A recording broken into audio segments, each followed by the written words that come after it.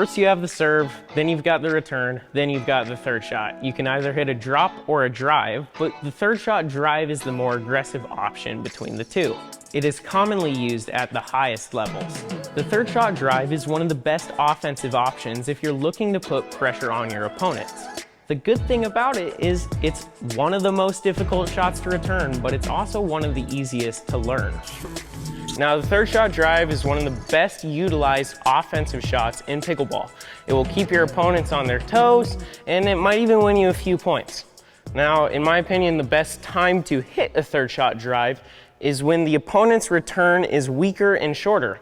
That way you can come in swinging, and it allows you to come forward and maybe even hit a hard fifth shot.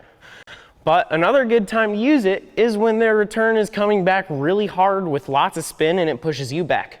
The reason being is because the third shot drop, which is the other option, is a very hard shot to hit.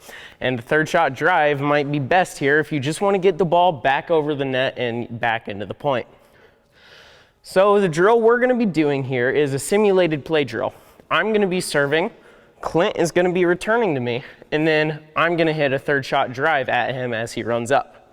So here we go.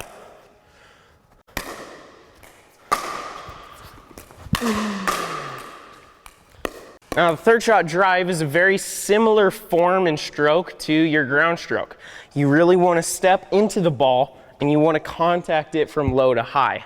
That will give you some top spin and some stability and control. You do want to hit the third shot drive with a lot of top spin because it's a very difficult shot to keep in the court. And the top spin will allow it to dive down and stay in play more often.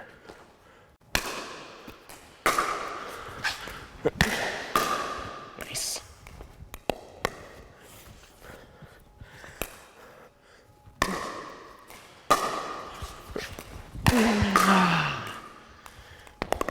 Now, the third shot drive isn't necessarily hit the ball as hard as you can and see if it gets past him. What it is, however, is a change of pace. You do want to hit it pretty hard, but you don't want to hit it so hard that if he doesn't touch it, it's going to hit the back wall.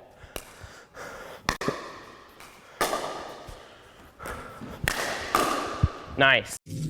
Now, if you're a bit confused on where to aim your third shot drive, one really good place to aim it is if the opponent's right-handed, you want to aim it right at their right hip, because this is not a good shot and this is also not a good shot, and they can't really do much with that position. If they're left-handed, it's the opposite. You want to aim for their left hip because, again, this isn't a great shot and this isn't either. Another good place to aim if you aren't going for their hip is down the middle. This can confuse both players on that team and they might not be sure who should take the ball.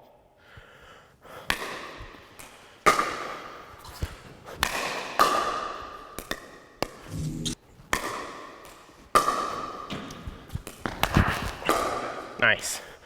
Now, one thing that's important, as with every shot, is you really want to focus on moving your feet to the ball.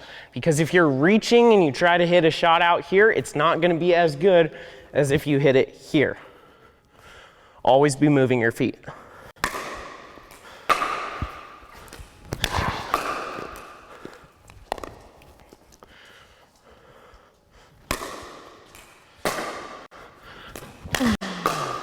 Nice.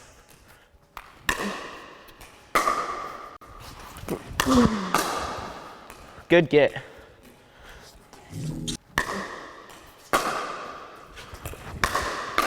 Good. Once you start getting more and more comfortable with your third shot drive, you can start to increase the pace a little bit, as with all of these shots. But you don't want to go for too much that it's going to be more of a risk than a reward.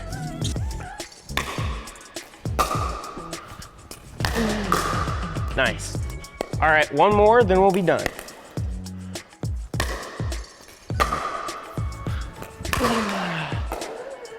That's a good way to end. So yeah, once you get used to your third shot drive, go out and hit some. It's a really good shot to learn, and I think you should.